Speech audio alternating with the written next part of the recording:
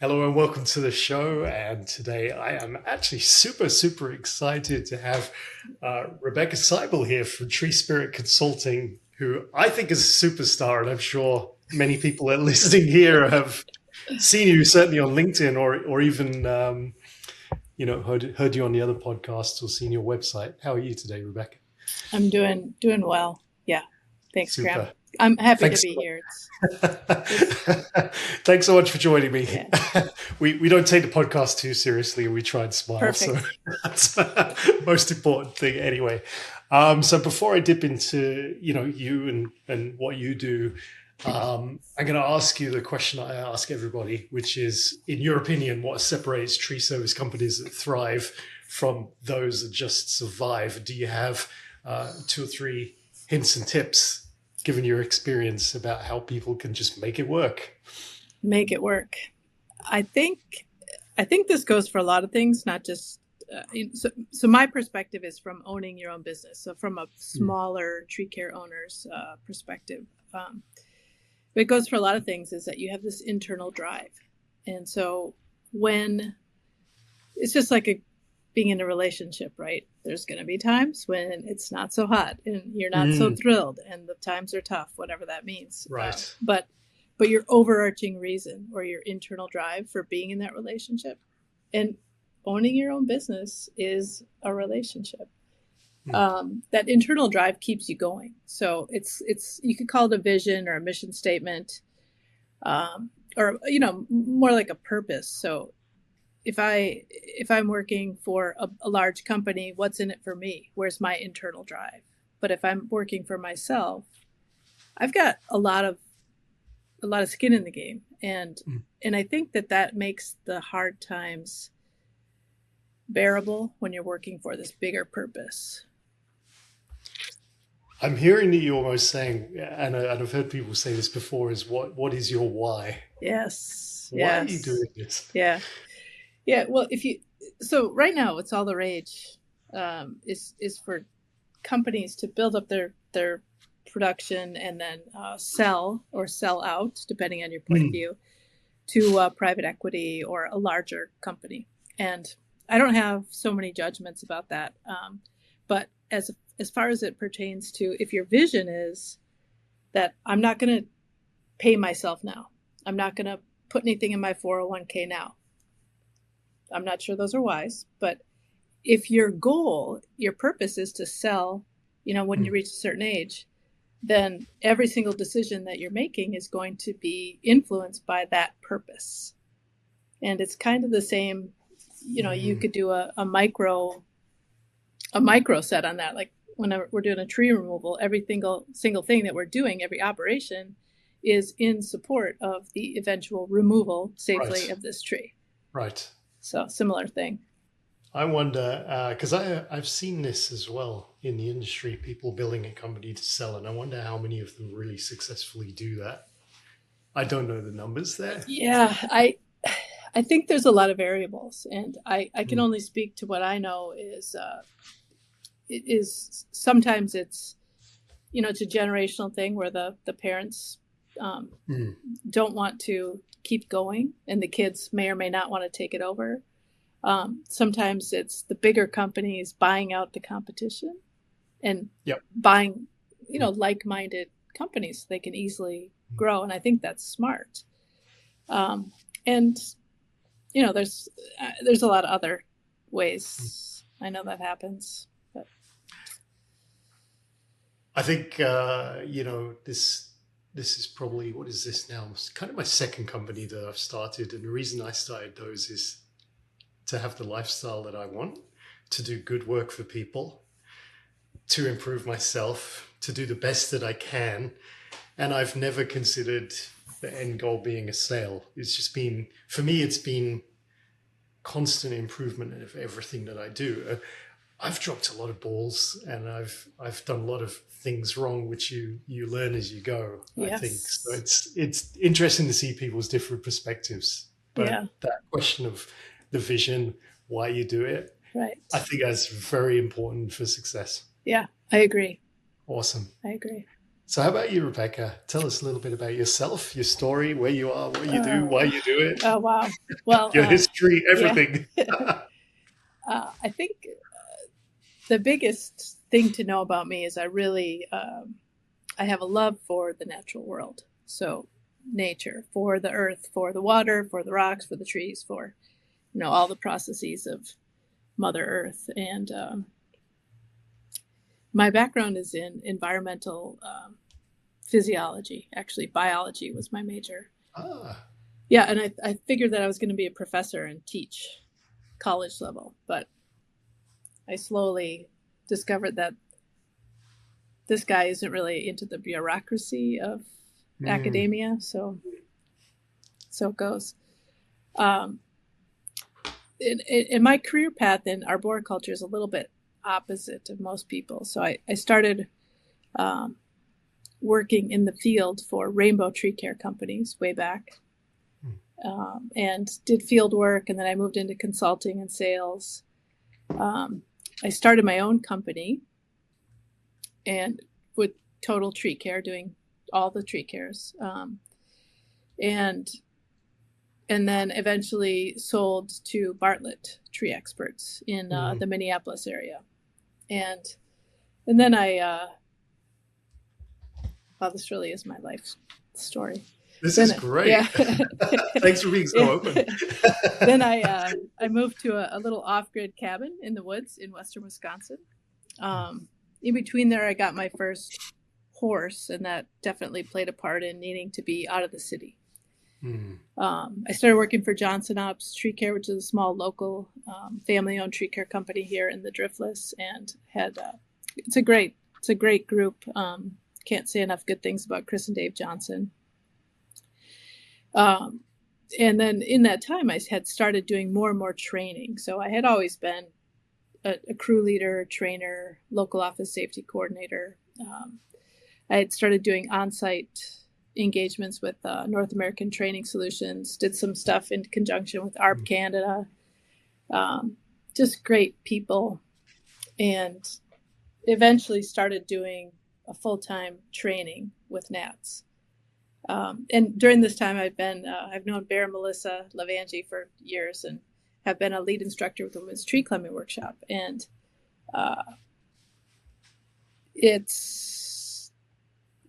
I get great joy out of, I guess, sharing the enthusiasm that I have for nature and for this work with anyone, but especially people who are just so hungry to learn. So the Women's Tree Climbing Workshop and the work that I do as Tree Spirit Consulting now, all those things are really, that's my story. Like mm. I love to do the work, Amazing. but I came to the field work pretty late. Mm. I came to competitive climbing pretty late in life, and so it's always about the people, but it's the people and the tree climbing people. And I mean, I've seen firsthand the community is a really interesting one. I find, excuse me, the correct me if I'm wrong, but the arboriculture community, the arborist community is so friendly for the Yes. most part. Yeah. I have so many friends, even though we don't do the work, and whenever we go to a conference or something like that, it's great to meet people that you've Yeah. spoken to before. Yep. Even our competitors, we're all friends. Yes. Yeah. Sharing everything. It's been great. I can't imagine doing that in a legal space or with lawyers. Right. No sharing involved. Yeah. So that's really interesting. So I'm kind of going to jump straight into this because I'm curious about Tree Spirit Consulting, particularly the Women's Tree Climbing Workshop, particularly actually women in the industry as well. I wonder if you can tell me a little bit about that, your thoughts on where that has come from and where that's going. Sure. I just want to say the bottom line is that women belong in tree work, and women belong in the field of arboriculture, and women belong in wildland firefighting, and prairie restoration and planting trees, and not just in plant healthcare. So women belong up in a tree with the big saw if they want to be. And I love that. thank you. Yeah. And driving the big trucks, like, yes, it's a skill that's teachable and learnable. yes, and backing a big truck and trailer is for women and men. Now, I will put a caveat in there and say it's not for every woman and it's not for every man. So this industry, it takes a person with a certain sort of grit. Women have grit. So it takes a person with a sort of physical capabilities. Women have that. And then it takes the person with this great love, like this great inner drive, right? And women have that too. So I think, how do I put this? A lot depends on not necessarily the woman in tree care, but who that woman is surrounded by. And having been involved in teaching for many years, there's a lot of bad stories out there. They're bad, like awful. And there's a lot of great stories. And it's sometimes unfortunate that it takes an exceptional person who happens to be a woman who wants so badly to do good tree work to have so much grit that she can overcome and endure and just ride out whatever storms until she gets to a spot that allows her to flourish. I don't like talking too much about just women and gender equality in tree care, because it's like, you know as well as I do that it's not for every man either. And so no, absolutely. The reason why I wanted to dig into it a bit is because, predominantly our guests have been men. Predominantly a lot of people that we speak to are men as well. Yeah. And, at the same time, I've seen, women in all sorts of different industries, construction, the things that are traditionally male, driving the heavy rigs, etc. So it's interesting to listen to that perspective and see how things are going. Because I don't think we're going to have that chance very often to ask this question on a podcast. It's so it's super interesting, and I have a friend who'll say, tree guys, we're just a bunch of dirt bags, and so some of the women are too, and I mean this in the Absolutely. most loving way. That sure. I mean, there have been days where I maybe should have showered at the end of the day, but I didn't, and I just went to bed and I woke up the next day. So what? There's a certain grit, there's a certain gravitas that it's okay, and I think that it's a little bit of ego, but it's just a little bit of something that tree workers have, perhaps that not many people have, which is, I'm going to climb this, I'm going to do this. I'm going to get out to those tips. I'm not going to make a shitty cut. I'm going to leave my pride, I'm going to let my pride lead the way, and I'm going to do good work, and it's going to be harder, and it's okay, because I'm going to embrace that hard part. And you kind of like it. I'm going to get a little dirty, and I'm going to kind of like it. Yeah, there certainly is a lot of pride in the work, actually. It's almost, it seems to me as an outsider, it's almost an artistry there. I really dig that. I think it's interesting. Yeah. It's good for the person doing the work, it's good for the company, and it's good for the customer as well. Yeah, it is. It is. Right.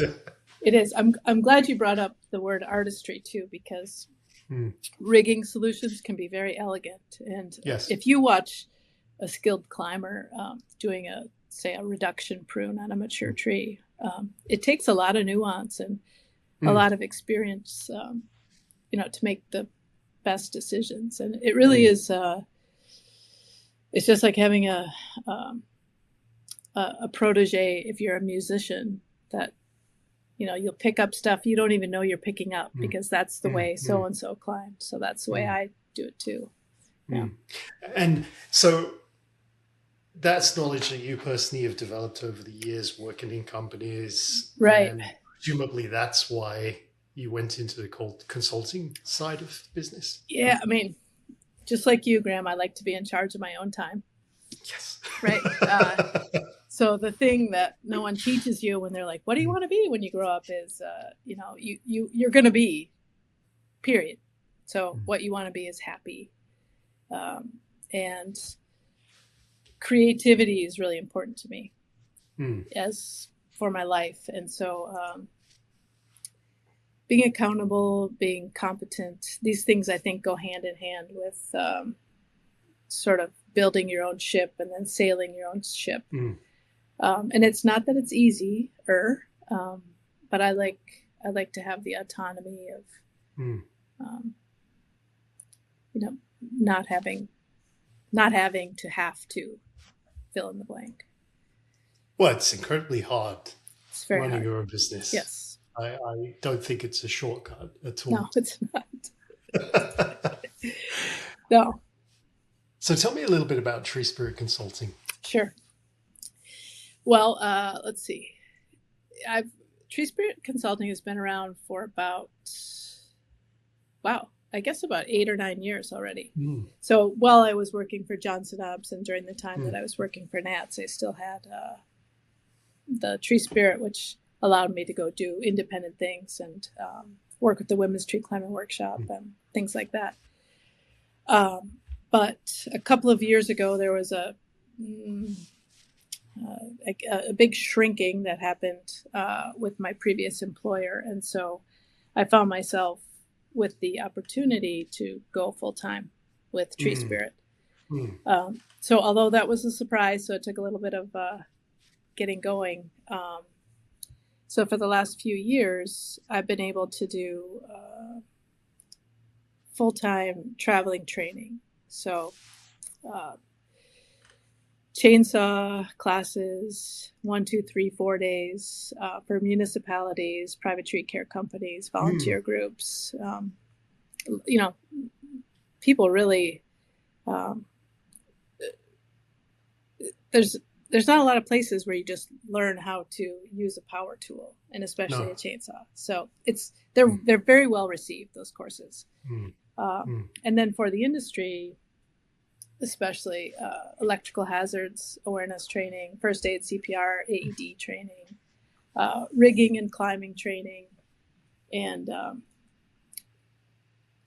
everything I do has got my personal philosophy woven into it, but also I do some leadership and crew leader specific kind of courses.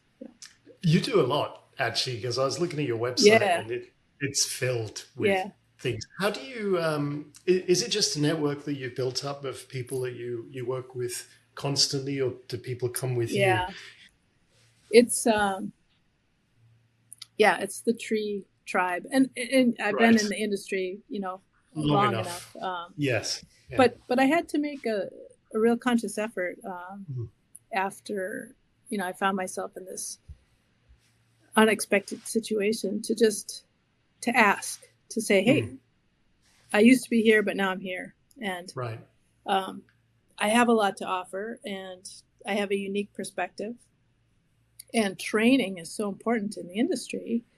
And I'm a firm believer that you should, for yourself or your people, you should always change it up, because tree workers, they're like, we can't listen to the same slip, trips, and falls every year,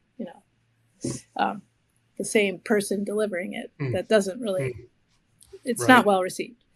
Right. So if I come in and do electrical hazards training and we do aerial rescue in the afternoon, next year, I think you should have a different trainer.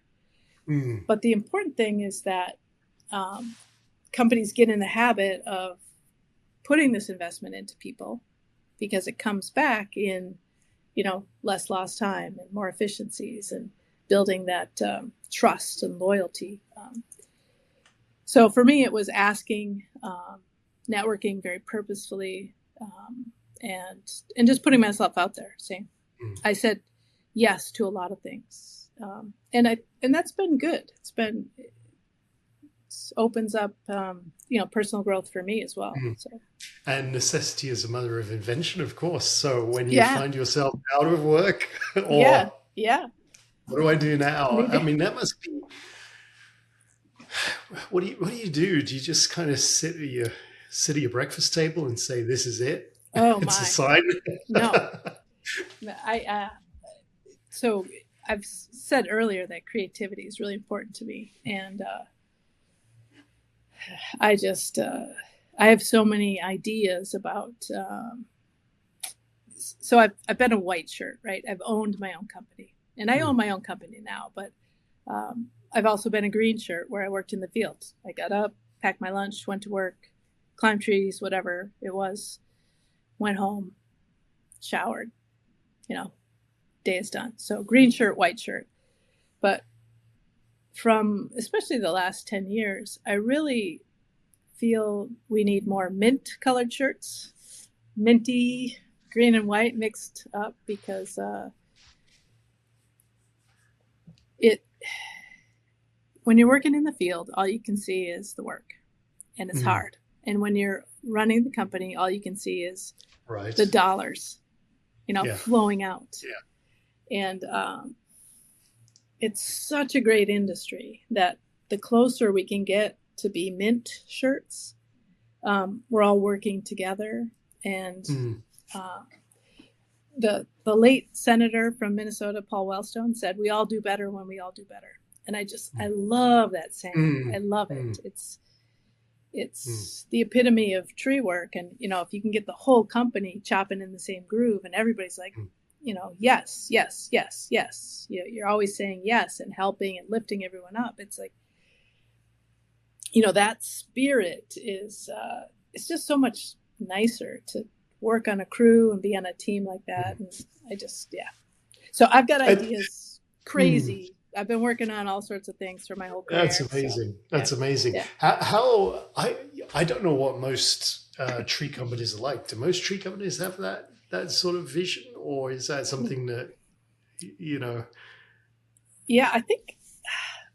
I mean, I can't hardly speak for most tree care companies. I know. Just thinking of the people I know. They're very passionate. Yes. I find. Yes. Yeah. And even when things are broken within the company, that the ones that I've spoken to, they're generally trying to do the best they can. Yes. For the client every single time. Yeah, I agree. Yeah. What's the word I'm looking for? I can't remember. No, I can't remember. It's they're proud of what they do. At least the ones I've spoken to. Yeah.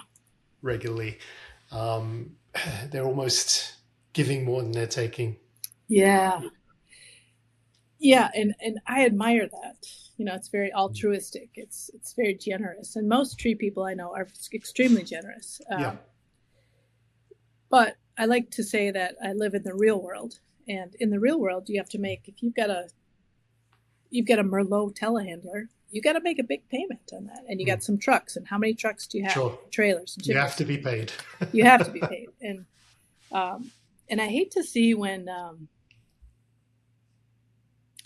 I don't know how many tree people pay themselves first and pay their retirement funds first. And I understand why, but I'd like to see more lifting everybody up in all the ways, including the financial ways. Yeah. So. You guys have a pretty, we were talking about the weather. Similar to where we are in Ottawa as well. How excuse me, how in from what you've seen, how do you keep the continuity of the work going through the winter season there? Right. There's a couple different strategies. One is that you can full stop, just take January off, and you can plan on it, and everybody knows. Or you can operate kind of on a salary where you're going to take a bit of a loss in January, but you're going to expect to make it up by June or July. Or, you can be creative. You can take Fridays off in the winters, reduce hours. there's lots of different ways, and I'm sure also where you live, like the snow, the cold, the ice, the wind. It's just part of our lives. My pals who work down south, the heat is just part of their lives. So you have to you have to adapt and overcome, and it's just try to stay in good spirits.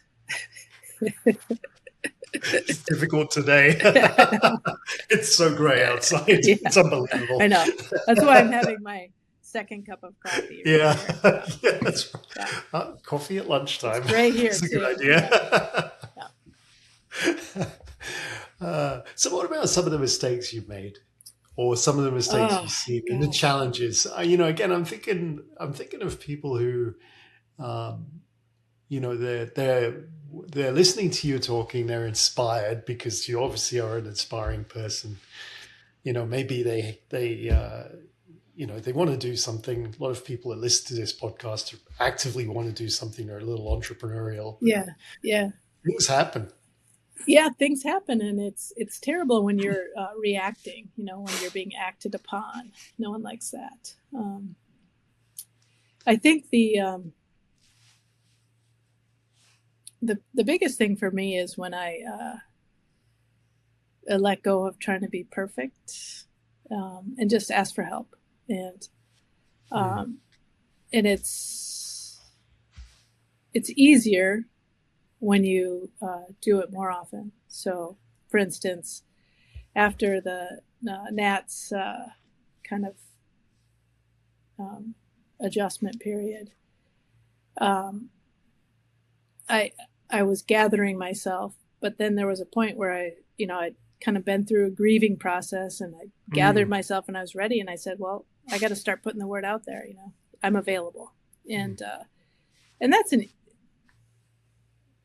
that's kind of an easy example, but if you're, it's the same thing. If you've got a chipper, and trying to be proactive is sort of the same thing as asking for help. So if you've got a chipper and you say, like owners of small businesses, you're like, I'll take care of it. I'll handle the data. I'll handle the marketing. I'll handle the payroll. I'll handle the chipper maintenance, as well as selling all the work. And that's just unrealistic. And when you cultivate good employees around you, they want you to ask for help. I remember one of my employees a while back where I was going on vacation or something, and I was, just hyperactive, like saying, this is what you do for this, and this is what you do for this, and this is how you make toast. You just press down the toaster, and and he just looked at me. And he's like, "Lady, we got this."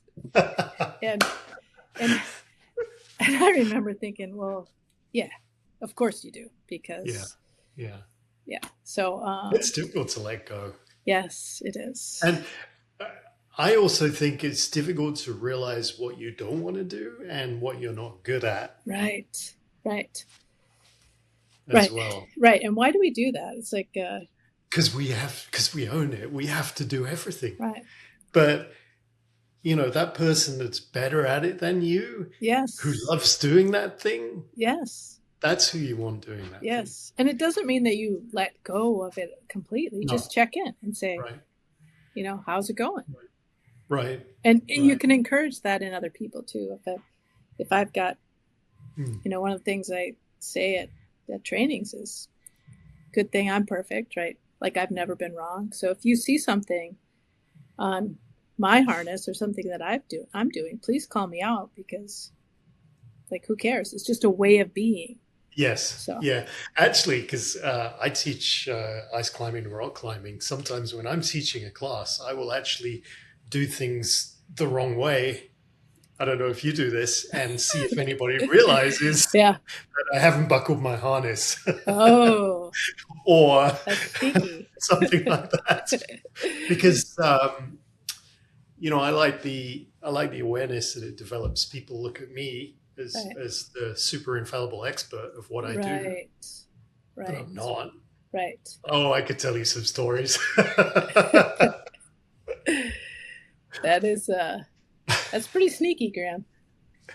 Can be sometimes. So how does the training normally work? I'm curious because you have a lot of different training that you do. Mm. So the first question I've got is, what enables you to do the training from a authoritative point of view? Is there certifications? Yeah. Is there level, like legal Wow. stuff going on there? What a great question. So it's kind of like being a parent. There's no test you pass, right? Maybe it's not quite like being a parent, but what I mean is there's not, at least in the U.S. Now in Europe and in Canada, you've got different regulations. But to call yourself a trainer, almost anyone can do that. And in some ways, like that's realistic, because that's the way we all learn. Is we learn side by side, we learn laterally. Right. So if a group wants to get together and practice emergency aerial response, that's awesome. So you wouldn't even need to bring in a trainer. But like I said, getting different input and different perspective is really important, because I'm going to learn something different by the way that you present it. And someone next to me is not going to learn it from you at all. And that's just life. That's just how it is. But I think, that's a tough one, because you've got to have, I think what you're getting at is, I don't know. Well, actually, regulations, the word you used, that was the word I was looking for. It's tough because, so say I'm teaching we're doing rigging, and it depends on the audience. So everybody's got to have the baseline. So we're not going to do anything that's against the law. So we're going to follow OSHA regulations. We're going to follow ANSI standards, and then we're going to follow best practice, knowing that Rebecca at Tree Spirit, my best practice might be even higher than the ANSI standards. Right. But I'm also going to sprinkle in there my experience and my why and my personal philosophy. Like, I want to do fun work, look good doing it, go home and, live to fight another day kind of thing. Yeah. And when you have fun doing all those things, it builds the camaraderie and it builds everybody up. And so depending on what the training is, I'm going to follow those baselines. And then there's going to be all of my experience. And I'm always working on, so you asked, what do I do having coffee in the morning? I'm always working on changing up, say, the leadership program, or changing.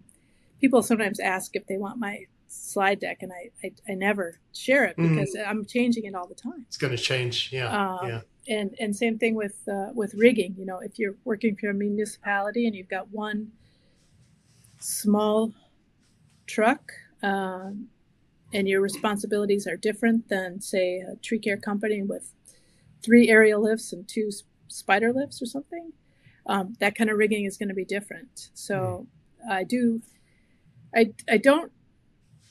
never pretend to be someone I'm not.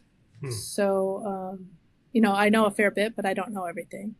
I'm a decent climber, but I'm not the best climber. But the thing is, though, I find when you teach, and correct me if this is wrong, but when you teach, you actually learn a lot as well, because you're put into an environment where things are thrown at you that you never expect. Absolutely.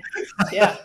So, and I think that's why you said you don't give your slide decks out, because you're changing the training to constantly improve it from the lessons you learn. Yeah. Yeah. And the regulations change, somewhat, but also, for instance, next week I'm giving a talk at Arbor Expo in Springfield, Mass. And it's all about mechanical hitches. And let's see, I have even this Blackbird, Akimbo, Rope Runner Vertec, Rope Runner Pro, Reflex, Zigzag Plus, Throttle, Unisender, Spider Jack. That's just off the top of my head. There's so much information out there for people doing tree work. It's, and along with that is not just the ideal performance of each of those hitches, let's just say, and the rope and the hardware, but also the safety implications and what's the emergency response implication of if you're on a rope runner Vertec, And so I'm just constantly learning, which I love. And it's also a real challenge, which, I also You're love a that. gearhead. Yeah. I love my gear. Well, I mean, Graham, let's be honest here. I had to buy those things. Of course you did. For trading. Yes, for trading purposes. Trust me, you should see I've got too many ropes down here, climbing gear. Oh, it's all on the floor. Ropes. Oh, yeah. Everywhere. Yeah. Is there a particular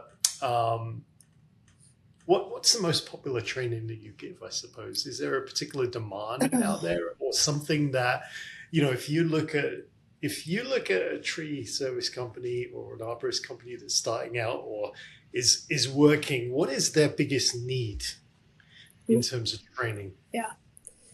I think that's twofold. The training I do the most of is chainsaw training. But that's an audience beyond professional tree care. So if you've got a new person starting, I've worked with so many new people and I have the patience to work with new people. So if you know that you don't want to work with a new person, just send them to a training. And the same is true for climbing or rigging and things. But the course that I do the most is chainsaw. I think a course that is very valuable that I've found people will rotate, do every other year, say with me, is the first aid, CPR, electrical hazards training, and or aerial rescue. Because those are things that you have to do. So in the standards, it says, it doesn't give a timeline for your aerial rescue, it just says you must practice it. And you can do that stuff in-house, but you get turnover on the crew and you might get new equipment, and things change. So for instance, the Blackbird is a new climbing device, and if you don't know how to rescue someone on the Blackbird, then you could find yourself in a real pickle. So so I think that's a good I think it's a really good service for tree care companies. My good friend Shelley Woolerman runs her own company. She was part of my team at NATS, and she's a wilderness first aid EMT, and then she's also a seasoned climber and trainer, and she has developed a course that goes next level into real life, realistic medical emergencies that you might run into on a tree crew. So chainsaw laceration, electric shock.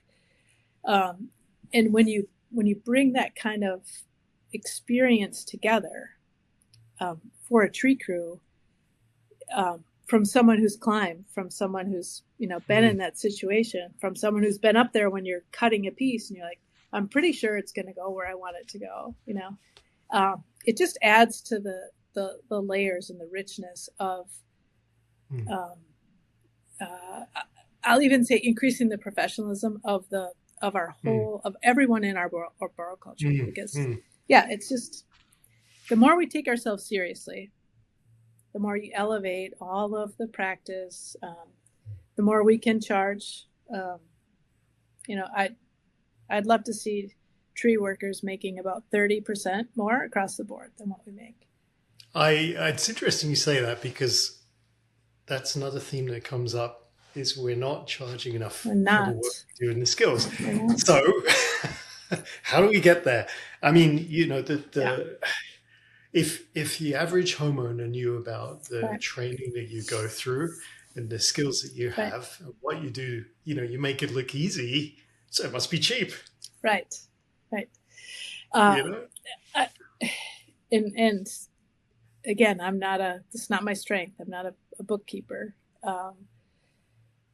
But I can say that, there are, every time you go out, you have to have some overhead for your truck, for the maintenance of your truck.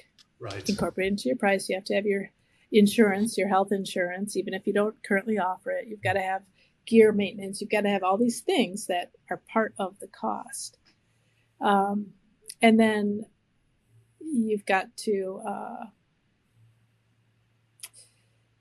close the gap. And what I mean by that is, if I'm tree care company A and I go bid a removal for $1,000, and tree care company B bids it for $900, and tree care company C bids it for $200, I'm okay with A and B, and the customer can make their choice. But company C, I have a real problem with.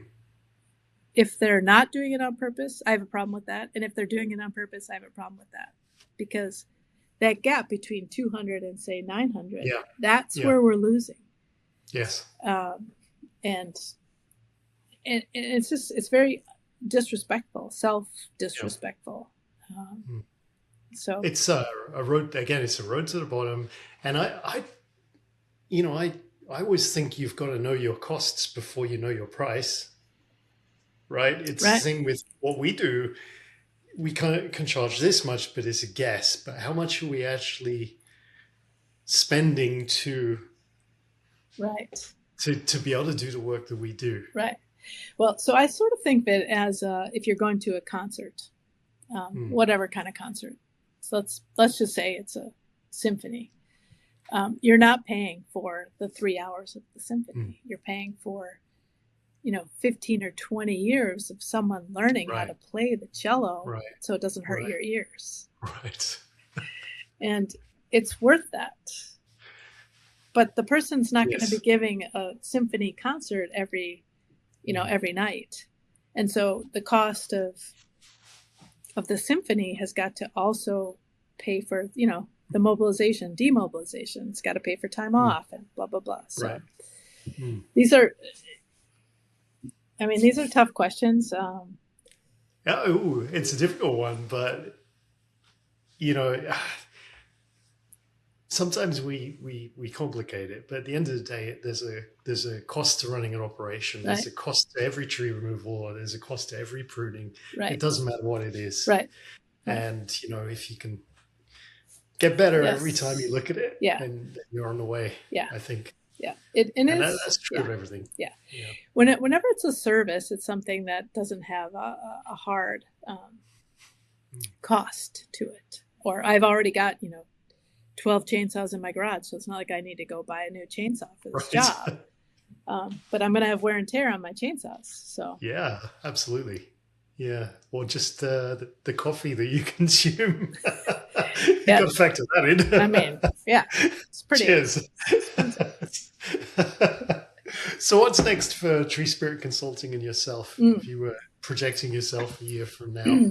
Well, I'll tell you, this is the Chinese year of the fire horse, which means that the past couple of years have been upheaval with the wood dragon, and then last year was the wood snake, I think. So it was shedding, healing, and shedding. And I'm a big believer in energy, the energy of the tree tribe, or the energy of the earth. I love this. We have so much in common, even though we're so different. Well, you're an ice climber, so it's very.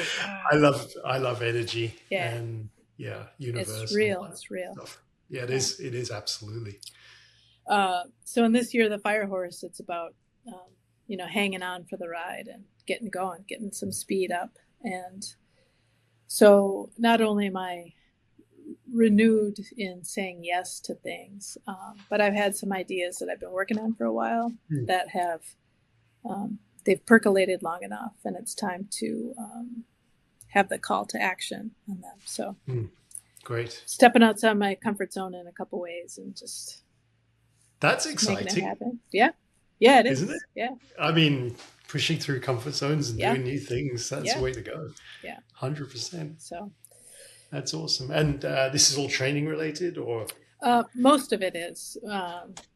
It's most of it is continuing to develop my curriculum, reduce the risk training program, and then also in my personal life, I've got some horse goals. I have a couple of horses, and yes, I've been asked and motivated to do some some trips that are Great. beyond my comfort zone right now. Oh, So great. yeah, That's exciting. so we gotta put in the work. We gotta become That's awesome. next level. There is nothing wrong with doing things outside your comfort Oh zone. yeah, I've had that same experience myself, and yeah, it's always very apprehensive. But once you're actually there and facing the challenge, you always yeah. find a way to break through. I think, Breakthrough. you know, Yep. So let me make ask it you work. this, Graham: when you're ice climbing and you hook into a big chunk, how sure are you that it's not going to break off? That's a good question. That's true of rock as well. It's similar to everything you've spoken about. It's the experience, isn't it? And it's it's the feel, it's the energy, it is the universe. When you're climbing, people think when you're climbing ice, it's kick, kick, hard as you can, axe in hard as you can. But the reality is, once you get the flow, Yeah. and you're not kicking that hard, and you're just the same as rock climbing, you're moving with nature. We're getting a little woohoo here. Yeah, I love it. I love it. But you're moving with nature. I mean, you know, I sometimes wish that I had become a tree climber, because I totally get where they're coming from. Well, it's not too late. You know, I'm old. I don't think you are. We have we're just up near here in Quebec, so we have some rocks that we've Yeah. been developing over the last couple of years. It's been beautiful to be a part of that, and to tread in areas that people haven't gone before, Oh, as it right. were, and Yeah. establish new routes, and really feel at one with nature, actually. And it's similar. I think it's a similar thing to Yeah. to why you do what you do as well. Yeah. I think you're right. You Because get to breathe in yeah, yeah. the good air, the And cold air. those are, and I think, those are memories that stay with you forever as well. Yeah. And it's not even a memory. It's like to me, it's a feeling, Yes. or a Yes. smell, or a noise, the birds Yeah. flying, singing, or whatever. Yeah. Yeah. It's pretty awesome. Yeah. I'm with you. That's great. You're fantastic. I really think, I mean, don't rule it out. I think you would really like climbing in the trees. I would be addicted to it. Yeah. I think, Yeah. and actually, one question I was going to ask you, which I didn't ask you, but I wanted to ask you, when we were talking about, when I was talking about the teaching, and particularly the rescues, Mm. aerial rescues, medical emergencies, that kind of knowing what to do in an emergency, is that something that the industry, or climbers, or people in the field put as a secondary skill? Or is that something that's a primary skill? And the reason I was asking that is because in the rock climbing world, it's a secondary skill. Everybody wants to climb. Right. But last year, I was rappelling down a rock face, and I came across a party of two who were stuck. Their rope was too short, and they didn't know what to do.